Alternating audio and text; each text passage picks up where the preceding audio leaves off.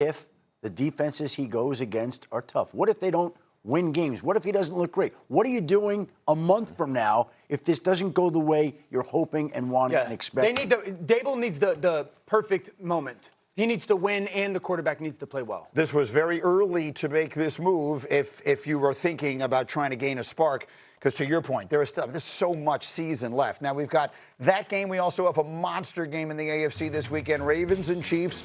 We've seen this in the playoffs so many times. Loser's going to be 1-3.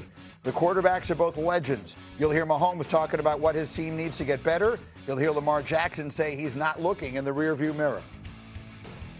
Yeah, I think for us, we got to start faster. I think every game we've kind of said that, and we haven't really got to do that. And we were moving the ball early in the game last week, but we're settling with field goals. And when you play teams that are really good and have dynamic quarterbacks like the Ravens do, you got to turn those into touchdowns. I don't really care about what happened in the past. You know, I'd be mad about the situation. Don't get me wrong when it happens, but we got to get ready for Chiefs. We can't dwell on old history.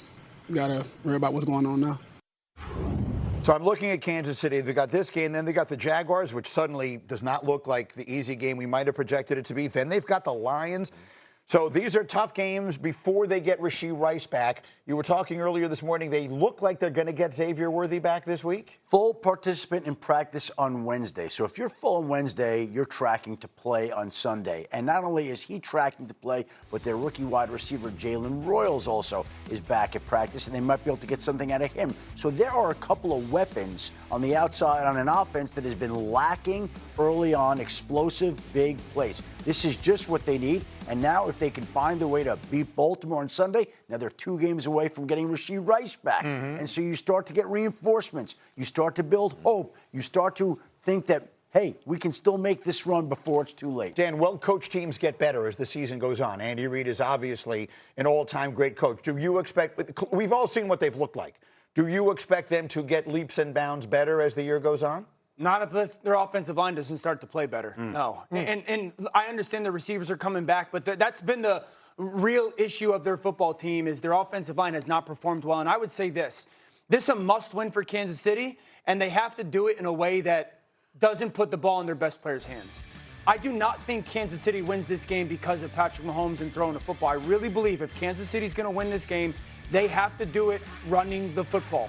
They haven't done it. They're not good at it. But it's the way to beat the Ravens. The Ravens defensively are built to defend the pass. They have 5 first-round picks playing in their secondary. They have struggled, we all know, stop the run. That's the interesting thing in the game for me is is Andy Reid and Matt Nagy, 2 incredibly bright coaches, are they going to somewhat take the ball in the must-win situation in game-wise, take it out of Patrick's hands and go, we have to run the football to win this game? I actually think it's a must-win for the Baltimore Ravens. It's a must-win for both of these teams. But if the Ravens lose this, that will be 3 losses of games that they should have won. When I look at the Kansas City Chiefs, they have not played well offensively. Yeah. They have no weapons on the outside. You have Travis Kelce, who's on his last lap as an NFL tight end, and then you're down Rashee Rice, you're down Xavier Worthy, you're down your rookie. And if you don't have any threat on the outside to go deep to get down the field, of course your run game is going to look the way that the Kansas City Chiefs run game has, or their pass protection, or their run blocking is going to look the way that it has because you're so one-dimensional. When they get these guys back, it creates threats on the outside. I think Thornton coming along the way that he has, showing that speed and that ability to hit a long ball with Patrick Mahomes, actually will make it all come together. I don't doubt that either one of these teams, if they lose, the Baltimore Ravens or the Kansas City Chiefs, will be out of it. But to your point, it will be a harder track for the Baltimore Ravens. It's difficult to doubt. I mean, for the Chiefs. I'm sorry. The Chiefs won. Their division looks a lot the division better. is a lot better. That's the whole thing. Is their division is a whole lot better. Like the Chargers are probably going to be 4-0 after this weekend, and if you drop to 1-3, digging out of that hole is going to be very difficult for the Kansas City Chiefs. If the Ravens go 1-3, you look at the division, the AFC North, and you think, okay, it's going to be loud right now, but when we get to November, it'll be kind of status quo. Ravens will be back on top. They're the most dominant team in that division. I see them coming out of that a lot easier than I see the Chiefs coming out of it with the Chargers and the Broncos. Yeah. Whatever happens this weekend. Final word. It's a must-win for the Chiefs. I think they have to play better. And if the Baltimore Ravens find a way to go into this game in the fourth quarter and lead and blow it, I think then there's a lot of unexpected noise around Baltimore. All right, we're looking forward to that one.